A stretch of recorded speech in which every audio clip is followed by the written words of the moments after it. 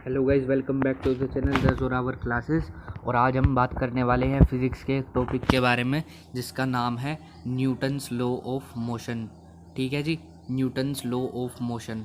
ठीक है, इसको हिंदी में कहते हैं हम न्यूटन के गति के नियम। देखिए, इससे पहले आपको मैं बता देना चाहता हूँ कि अगर आप हमसे जुड़ना चाहते हैं तो ये जो स्क्रीन पे नंबर फ्लैश हो रहा है, आप इस पे हमको व्हाट्सएप मैसेज कर सकते हैं और हम आपको अपने व्हाट्सएप ग्रुप में जो है ज्वाइन कर लेंगे। और आप हमारा टेलीग्राम भी ज्वाइन कर सकते हैं, टेलीग्राम चैनल, उसका लिंक हमने आपको डिस्क्रिप्शन में दिया हुआ है।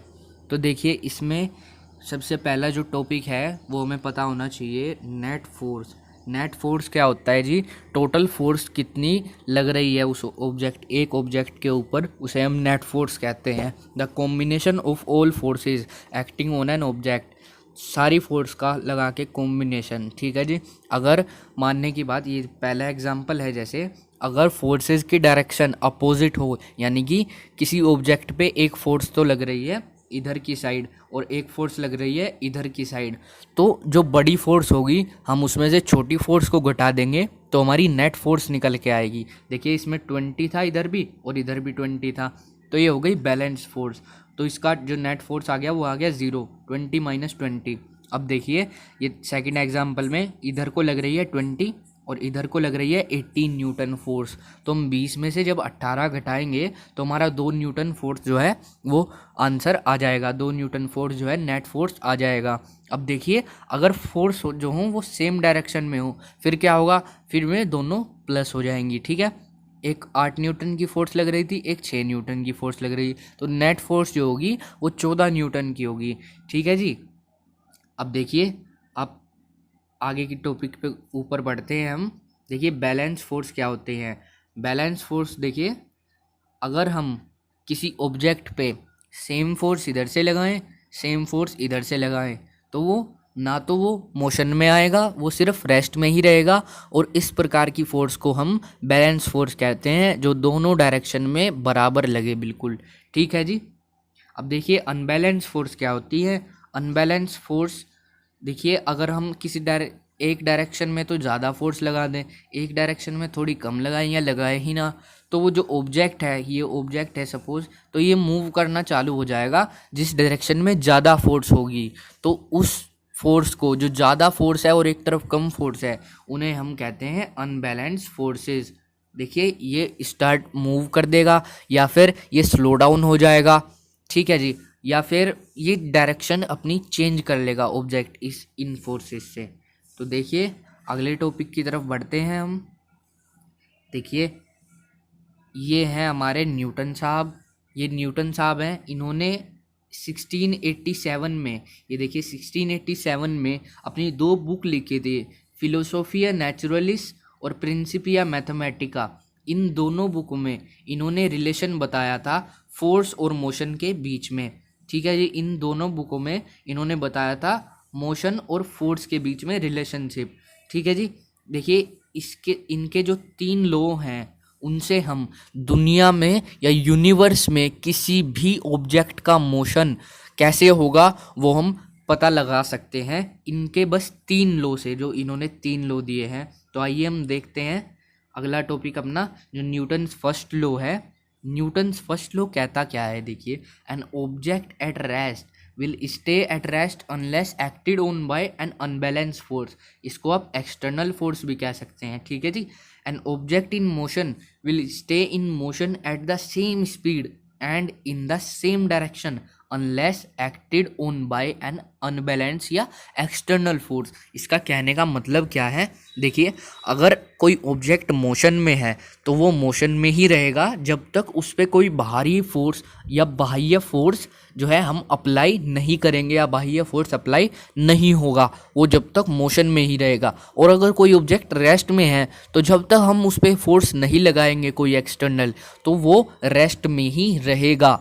इसको हम न्यूटन का फर्स्ट लॉ कहते हैं। देखिए, अब हम इसको एग्जाम्पल से समझते हैं। देखिए, जो इसने ये जीप दिखाई है, ये देखिए ये जीप है, ये जीप चल रही थी तो ये मोशन में थी पहले, और ये ये एक ब्लॉक है, कोई वुडन ब्लॉक कह लीजिए इसको, तो ये वुडन ब्लॉक से जैसे टकराई तो वुडन ब्लॉक ने इस पर फोर्स अप्लाई की, और जब इस पर फोर्स अप्लाई हुई तो ये रेस्ट में आ गई।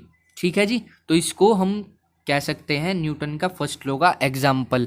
इसका ये एक्सटर्नल फोर्स इसने अप्लाई करी, ये मोशन से आ गई रेस्ट में।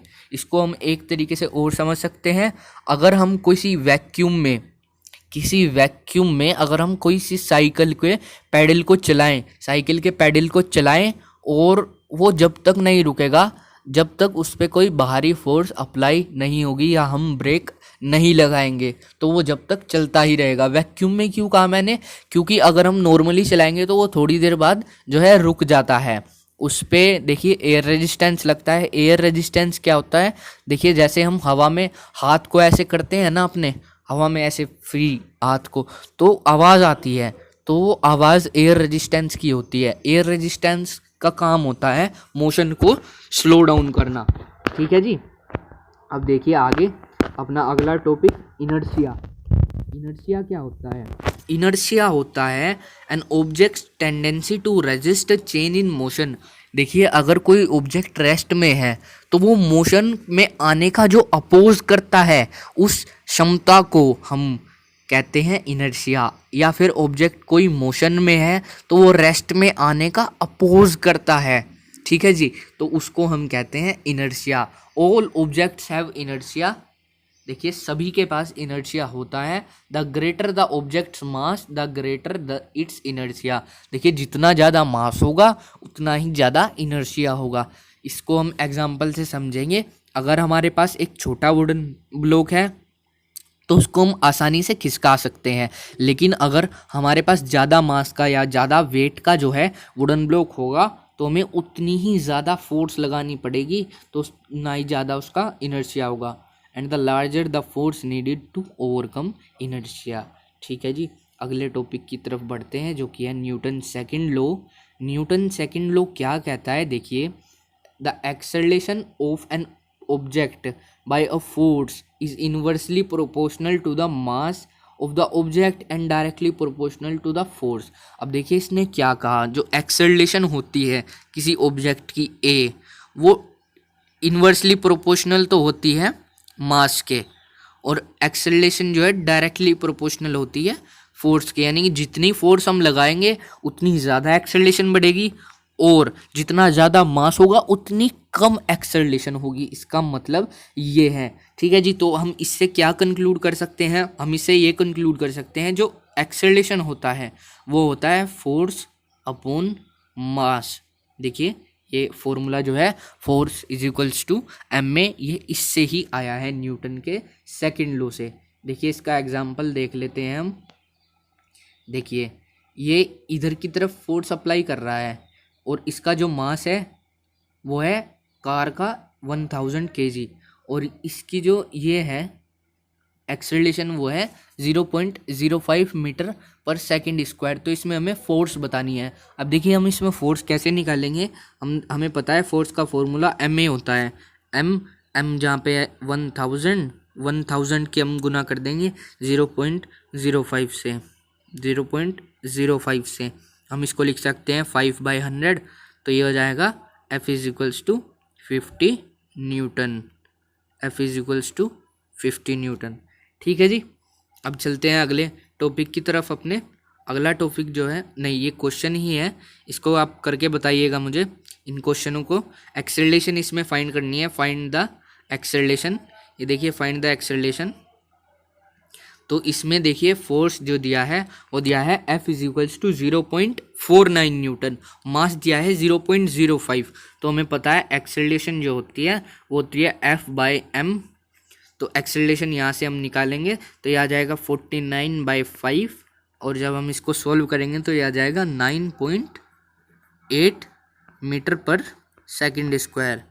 ठीक है जी, ये देखिए इसी प्रकार से जो अगला क्वेश्चन है हमारा, F is equals to 68.6 newton दिया है, मास जो है 7 kg दिया है।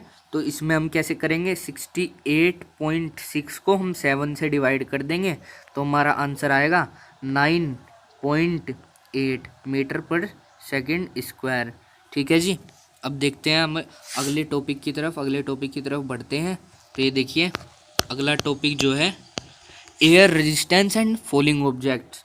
देखिए air resistance and falling objects को हम कैसे समझ सकते हैं। देखिए जो अगर हम किसी ऑब्जेक्ट को किसी पर्टिकुलर हाइट पे से ड्रॉप करें तो जो उसे नीचे खींचती है उसे तो हम कहते हैं फोर्स ऑफ ग्रेविटी, ठीक है जी, जो उसे नीचे खींचती है। और जो उसका अपोज करती है उसे हम कहते हैं एयर रेजिस्टेंस, ठीक है। तो वो स्लो डाउन हो जाता है थोड़ा सा, तो एयर रेजिस्टेंस के कारण वो स्लो डाउन हो जाता है। तो जो नेट फोर्स होती है, net force of the feather and the coin, देखिए हमने एक फेदर नीचे डाला और कॉइन नीचे डाला, तो the force of air resistance subtracted from the force of gravity. तो देखिए अगर हम फोर्स ऑफ एयर रेजिस्टेंस, जो एयर रेजिस्टेंस की फोर्स है उसे हम फोर्स ऑफ ग्रेविटी में से घटा देंगे तो इसकी जो है नेट फोर्स जो है निकल के आ जाएगी। अब देखिए अगले टॉपिक की तरफ चलते हैं हम अपने। The falling object don't accelerate through their whole fall. देखिए जो फॉलिंग ऑब्जेक्ट्स होते हैं वे कभी भी एक्सेलरेट नहीं होते, वे सेम स्पीड या सेम वेलोसिटी के साथ जो है नीचे आते रहते हैं। Eventually the force of air resistance pushing up against the object equals to the force of gravity pulling down the object. when that happens the net force of falling object become zero। देखिए अगर इसने कहा है अगर air resistance की जो value है वो फोर्स ऑफ ग्रेविटी के इक्वल हो जाए तो जब वो हो जाएगी तो नेट फोर्स जो है हमारा ज़ीरो हो जाएगा और ऑब्जेक्ट जो है एक्सेलरेट नहीं करेगा, ठीक है जी, ऑब्जेक्ट जो है एक्सेलरेट नहीं करेगा। और जो फाइनल स्पीड होती है उसे हम कहते हैं टर्मिनल स्पीड।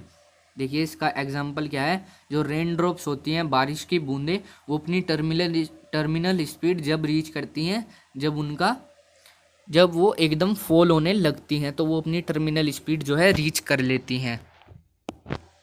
देखिए न्यूटन का जो थर्ड लॉ ऑफ मोशन है, न्यूटन की गति का तीसरा नियम, तो for every action there is an equal and opposite reaction. ये सबसे आसान लॉ है, मुझे तो पर्टिकुलरली सबसे आसान लॉ लगता है ये न्यूटन का। तो देखिए जितना फोर्स हम किसी चीज़ पे अप्लाई करेंगे वो भी उतना ही फोर्स हमें अप्लाई करेगा, जैसी करनी वैसी भरनी। इसका सिंपल सा वो है एग्जाम्पल। देखिए अगर हम किसी बैलून में हमने हवा भर रखी है और हम इसको ऐसे ही छोड़ दें तो जो हवा नीचे आएगी वो बैलून को ऊपर लेके जाएगी, ठीक है। और इसका जो सबसे डेली लाइफ में एग्जाम्पल हम देखते हैं वो है हमारा चलना। हमारा चलना कैसे, हम देखिए पैर से जो है धरती को पीछे धकेलते हैं तो धरती हमें आगे धकेलती है, ठीक है जी। देखिए ये इसने ये दिया है मार्बल्स, कंचे दिखाए हैं इसने, तो देखिए यहाँ से ये इस पे वो है फोर्स अप्लाई करेगा और ये इस पे और ये इस पे, और ऐसे ही जो अगले वाला होगा वो सबसे आगे वाला वो ऐसे हो जाएगा, ठीक है जी। तो ये न्यूटन के थर्ड लॉ के एग्जाम्पल थे। There is an equal and opposite reaction for every action, ठीक है जी। अब चलते हैं अगले टॉपिक की तरफ जो कि है मोमेंटम। मोमेंटम क्या होता है, मोमेंटम होता है product of mass and velocity of an object, ठीक है जी। द प्रोडक्ट ऑफ, इसे हम पी से डिनोट करते हैं, product of mass and velocity of the object is known as momentum. Momentum देखिए कैसे होगा, देखिए अगर कोई एक ट्रक आ रहा है बहुत तेज स्पीड के साथ, उसका मास बहुत ज़्यादा है तो मतलब उसका मोमेंटम होगा बहुत ज़्यादा, ठीक है जी। अगर सेम स्पीड के साथ एक कोई कार आ रही है जिसका मास काफ़ी कम है ट्रक से, तो जो मोमेंटम होगा कार का वो बहुत ही कम होगा मोमेंटम ऑफ ट्रक से। यानी कि अगर कोई वही ट्रक किसी दीवार को हिट करेगा तो उस दीवार पे ज़्यादा इम्पैक्ट पड़ेगा कार से, अगर वो उस दीवार को कार भी हिट करेगी तो, ठीक है जी। Momentum is equals to mass into velocity, इसे हम पी से डिनोट करते हैं। मास इंटू वेलोसिटी इसका फॉर्मूला है किलोग्राम मीटर पर सेकंड, या फिर किलोग्राम ऐसे हम इसको डिनोट कर देते हैं, ये देखिए किलोग्राम मीटर पर सेकंड, ठीक है जी। Law of conservation of momentum देख लेते हैं, ये हमारा लास्ट टॉपिक है आज का, law of conservation of momentum. देखिए अगर कोई दो ऑब्जेक्ट हैं तो उनका मतलब मोमेंटम जो है वो कंजर्व रहेगा पहले भी और बाद में भी। अगर कोई ऑब्जेक्ट है उसने किसी दूसरे ऑब्जेक्ट के साथ जो है कोलाइड किया, तो वहाँ पे law of conservation of momentum लगेगा। States that any time objects collide, ठीक है जी, the total amount of momentum stays the same. अगर कोई ऑब्जेक्ट है किसी स्पीड के साथ जा रहा है, जैसे मैंने ट्रक वाला एग्जांपल दिया था, तो वो जो ट्रक है वो किसी दीवार के साथ जो है टकरा गया और वो अपनी दीवार को अपने साथ लेके चल दिया, मान लो ऐसा, वो जो है दीवार को अपने साथ लेके चल दिया, तो जो उसका पहला मोमेंटम था और जो उसका बाद का मोमेंटम था वो सेम रहेंगे। फर्क क्या पड़ेगा उसमें, दीवार की जो है मास जो है वो चिपक गया, दीवार जो है उसमें चिपक गई, तो दीवार का मास उसमें ऐड हो गया, तो इसी प्रकार से उसकी वेलोसिटी कम हो जाएगी। तो जो मोमेंटम है वो सेम रहेगा हमारा, ठीक है जी, मोमेंटम हमेशा सेम रहता है, इसे ही हम law of conservation of momentum कहते हैं। इसका जो फॉर्मूला होता है वो होता है m1v1 बराबर m2v2। देखिए ये इसका होता है फॉर्मूला, m1v1 बराबर m2v2, यानी कि जो पहले मास था, जो पहले वेलोसिटी थी उनका प्रोडक्ट, जो बाद में मास हो गया और बाद में वेलोसिटी हो गई उनका प्रोडक्ट, इसे हम कहते हैं law of conservation of momentum. तो बस गाइज आज की वीडियो में इतना ही था। ये फिजिक्स का कुछ आसान से टॉपिक थे, मतलब इसमें न्यूटन्स लॉ ऑफ मोशन में। तो ऐसी ही और वीडियोस देखने के लिए आप हमारे चैनल के साथ जुड़े रहें और ऐसी साइंस की और वीडियोस मैं लाता रहूँगा। Thank you.